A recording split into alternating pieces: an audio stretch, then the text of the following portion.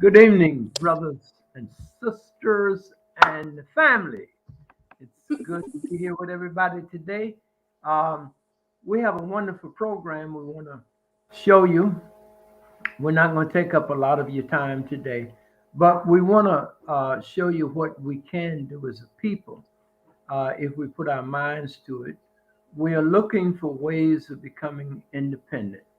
And with what is happening before our eyes, we're going to have to work together and help each other. And that's the way our ancestors did it. Um, but we have two guests with us. Uh, we have Mama Courtney Omega. And of course, we have Mama Lioness with us, Hadessa. So I'm going to ask Mama Hadessa if she would introduce um, Sister Courtney Omega and tell us a little bit about the program today and why we want to help this sister um, achieve her goals. And we can do it because, together as a family, we make like $7 trillion. We can literally put all of ourselves in business if we just put our minds to it and understand the dynamics of how we do it. So we want to talk about that dynamics and how we can do this today. Mama Linus, hello.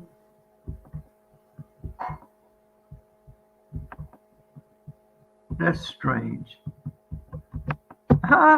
Nothing is seem working for us today. Why? Okay, I can hear you and I can see you. All right.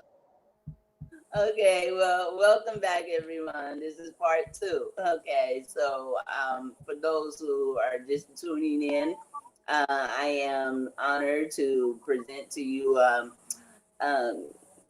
a phenomenal, awesome, powerful, hardworking, divine, feminine, conscious of self community. She's a well-known figure in the community. She has blessed hands when it comes to cooking. Her hands are blessed when it comes to writing and putting things to order and putting a great vision for her and her family to leave a divine legacy in the process of becoming a purified, divine conscious being, a help to society as well as to the community, and reestablishing and reclaiming her throne, just like all divine feminine are to do in such a time as this. So she's bringing, the Courtney Omega is bringing forth a reflection of what should be in the minds of the divine feminine when it comes to utilizing wisdom to look to Mother Nature, a part of her, and to actually look for what was wrong to make it right. So I'm bringing forth her so she can share her vision and her intentions of what she's going to be doing with a plantation at such a time as this. And without further ado, I introduce you a mind of a queen, Courtney Omega. Thank you so much. Once again, thank you so much. Thank you for joining us out here today. Um, so I'm like at a loss for words, for real. Thank you, really. I'm only able to do what I do because of my ancestors. I really am. I want to give thanks first and foremost to the Most High, to God, for who all blessings flow. So I'm glad to, even when people say, how did you come up with the vision? I always say it's spirit led. Yes. It was a seed. I just have been doing what I can do to water it here and there. But I want to give honor to, my personal ancestors, my grandmother Yvonne Scarlett Golden, my grandmother Alma, and my mother Rosalind Golden Delancey. And I say because we were to talk about her as an ancestor. She feels that she's right here. She's been going since I was 17 years of age, my first year at Florida A&M. She's transitioned from this earth, not even 50 years of age. But to say that she's an ancestor, I'm proud, but at the same time, to be able to say that she's been transitioned from this world alone. So I just want to give the respect there. And of course, there were many others that have literally bled and died so that we can have these visions be brought to fruition today. So I want to start first and foremost by giving that respect and welcome you all to this conversation, to this opportunity to be invested more than just interested, because a lot of people say it's an interesting idea, but it's time for us to be invested, because we invest, many hours of our own every day to Starbucks, to McDonald's, to Nike, to, things that have, my mom used to always say, because I was a big Michael Jordan fan growing up. And my mom used to always say, Courtney, guess what? Guess what? And I say, what? And she said the mailman came and he didn't bring no check from the Bulls. I would say, Mom, what are you talking about? But she said, I would think you should be surprised as much as you gotta get the Jordans and get the jerseys and watch Michael Jordan and you gotta root for the Bulls. I thought you would be surprised that your check didn't come yet. So no, Mom, I still haven't gotten that check, but I tell you, this will be an awesome opportunity, Michael Jordan, for you to give me that check so we can go ahead and finalize this property. Right. But I thank her for putting that challenging idea to me, because this is the same challenge that I now present to everyone else. That, what are we getting from being invested in building someone else's dream and vision? Right.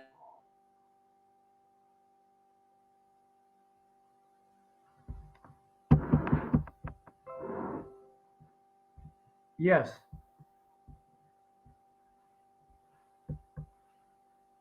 Okay. We've lost audio. I don't know why. Anyway, can you hear me, Sister Omega? Okay. Let me throw some things out there. Again, we're going to have to help each other, because we did this in ancient times. We did it even in slavery, under the conditions that we were under, and where the Europeans, the slave masters, did everything they could to keep us divided and hating ourselves. I was looking at the leader of Star Trek, who what was his name, Captain Kirk.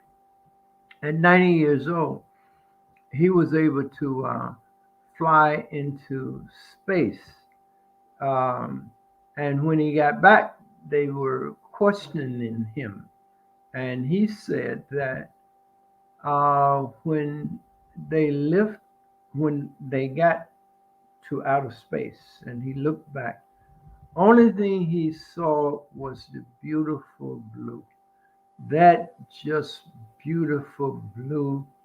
And he had on a blue suit, and they all had on blue suits. He said that was when he looked back. But when he looked up, the only thing he could see was blackness. And he said, and I want you to hear this, he said, dirty, ugly blackness. Dirty, ugly blackness. Now, if you go into Webster's dictionary or any European dictionary, they define blackness as evil, as dirty, as ugly. Same thing that he described blackness for. I couldn't understand why he would make that comment. But then I realized that the English language has been weaponized against African people. It defines blackness as dirty, ugly, sinful, evil, all of those negative things. And it defines whiteness as good, as beautiful. Even a little white lie is innocent. Um, so the very language that we speak and have internalized demeans us as a people. I just wanted to throw that out and to let you know that in ancient times, even though uh, we had wars against each other and we sometimes conquered other nations and built empires, but there was a culture. Our culture was a culture of unity. It was a culture of helping, a culture of living my art. That's where my art came from, our culture. Peace, harmony, justice, righteousness. These are the values that we inculcated in our communities and towards one another. Now, I want to come back to Sister Omega, Sister Courtney Omega. She is trying to buy a plantation. I think it's 200 acres, and we can help her get this plantation. We should literally be helping each other at this time attain the kinds of wealth. Because if we just set aside, say like $25 a month, I'll say $50 a month that we're going to give to good causes in the Black community to help build that community and help those who are engaged in some kind of entrepreneurship that would benefit us as a people.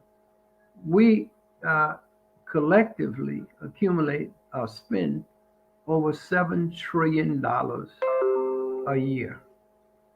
That's about, I used to, it used to be, would make us something like the third or fourth largest economy of all the African countries.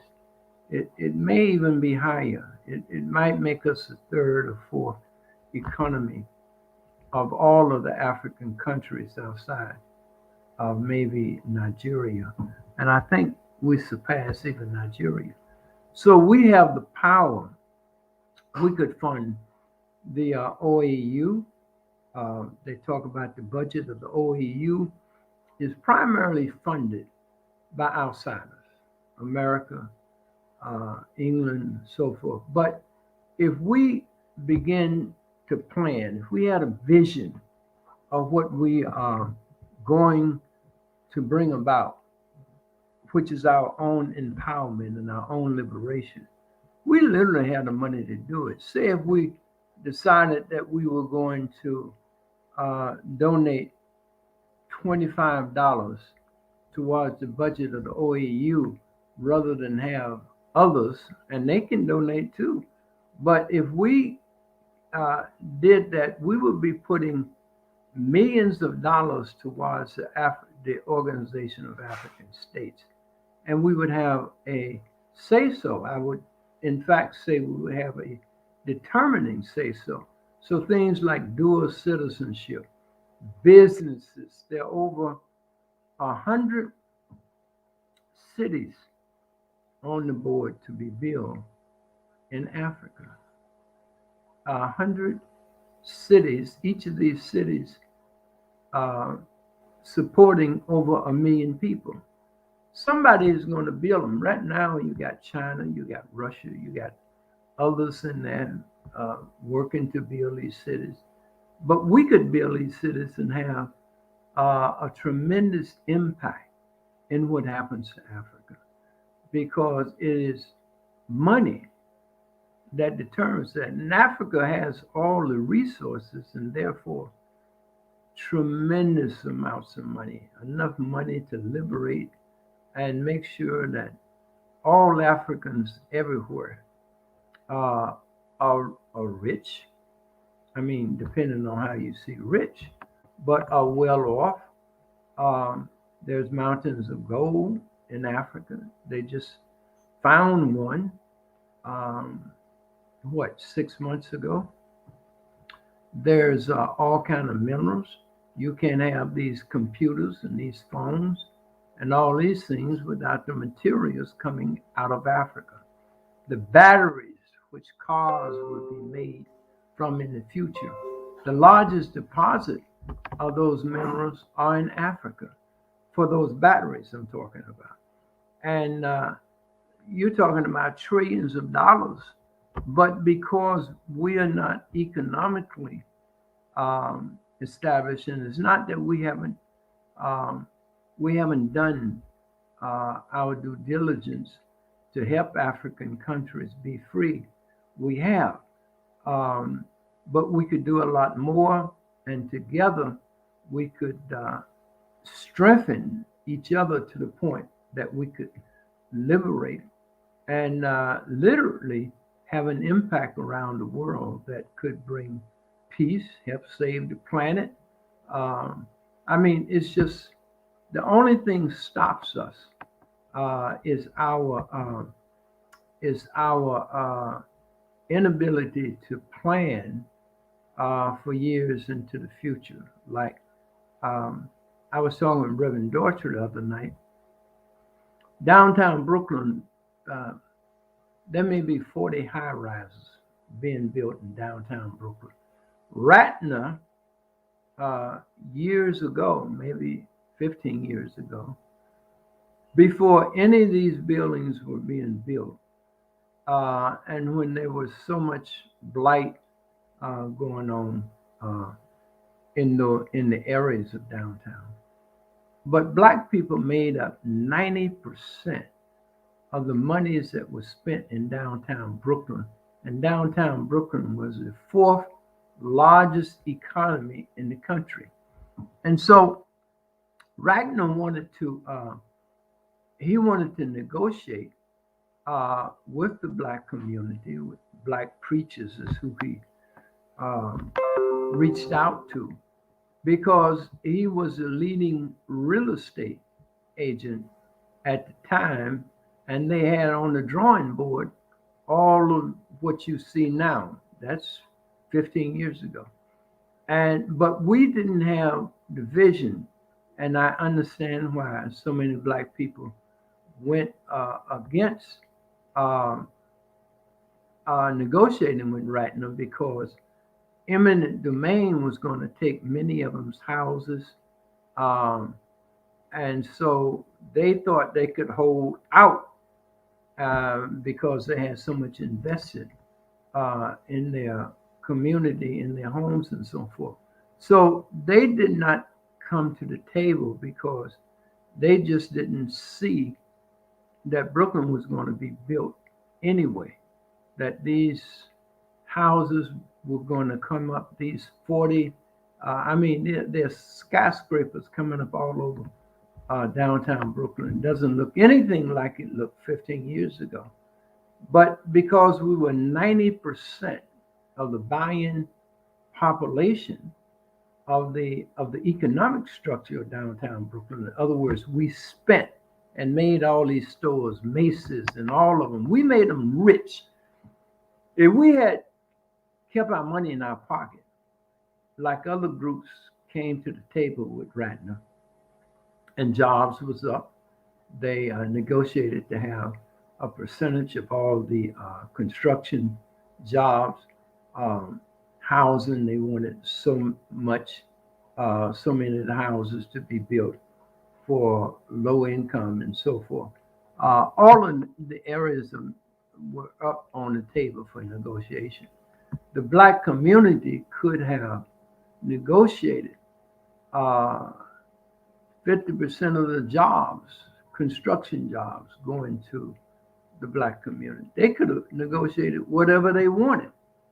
And they had the clout, if they were together, not to spend their money in downtown Brooklyn, which they couldn't have held out for 15 years waiting on these new buildings to be built and a whole nother population to be bought, because the population of Brooklyn will increase by 1 million people. So they would no longer need us downtown Brooklyn to spend our money, to make money. But we didn't have the vision to see that we could, just by coming together and controlling our appetite, loving one another, investing in one another, and making sure that we are treated right. Back then you had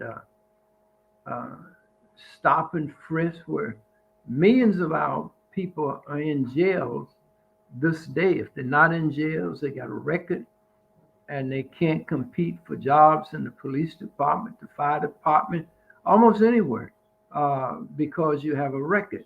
And that was part of the reasons of stop and frisk, to arrest as many young black youth. I mean, if you had reefer on you, something back then, reefer was a crime, and it could keep you off the police department, fire department, all these good jobs. I mean, you couldn't get a job with a record. You still can't get a job hardly with a record. And so if we could just have the vision that together we can bring about anything we want to bring about, because our ideas can turn into reality if we just focus on them and bring them into being with our togetherness, our unity, and the control over our appetites. You know, what we spend our money for. We are rich people. We are spiritually a very powerful people, but we don't know who we are. We don't know our history. And so we don't do what we can do because we don't know what we can do. But we can do anything we want to do, anything we put our minds to do as a people. That's why I'm saying with Courtney, I said all of that just to kind of say we have an opportunity to help this young lady obtain a plantation, which is about 200. It's Smithsonian Plantation. It's where our elders were enslaved and, heads cut off, hands cut off, hung, all the things that went on in the plantation, raped, everything went on in the plantations. But we have a chance to own that because our spirits, our ancestors' spirits are still there. And we can honor and remember them and make things out of them, out of that plantation that can benefit our people. So I just want to urge you, and we can do this over and over. I'm putting together a museum in South Carolina. I'm going to ask you for help in doing that myself. But I want to help this young lady today because she's ahead of me in terms of she's trying to obtain the land, and we can help her do it. So because we've been knocked off, we're alive, but we're going to have her back so she can tell you exactly where you can send money through Cash App, PayPal, and so forth to help her achieve her goal. So I want to thank you again and ask you to stay tuned. We're going to be showing some film of Professor Ebo this evening, starting about 6 o'clock, of his peer review on the equation that he discovered, the equation of everything. And we see people like Michio Kaku, who's claiming that he has discovered the unified field theory. But Professor Ebo equation and discovery goes back to the early 90s, 1990. He's had peer review all over Africa, at least in Nigeria, and the greatest minds were invited to come and challenge him. Uh, and that happened, and I filmed those sessions. We had 18 sessions in Nigeria, all over Nigeria, where the best of the minds in the African world, but everybody was invited, and you had PhDs coming out of Cambridge University. Uh, I mean, unless you want to say that the African mind is not as great as the European mind, then why wouldn't you see that these brothers and sisters who had PhDs in mathematics and physics and so forth, who came to these lectures and who diligently challenged Professor Ebo, and when the dust was settled, only Professor Ebo was standing, and the Nigerian government convened a session to create the Africa International Foundation for Science and Technology and make Professor Ebo its leading or its first recipient. So I want to show some of those films starting at 6 o'clock. So I want y'all all to tune in and see that this man belongs at the head of the table when it comes to mathematics and physics. And to do that, you have to take down Einstein and all of the other great mathematicians, and you got to put a black man as number one. Uh, and we'll prove that to you tonight, starting at 6 o'clock. So join us. Peace.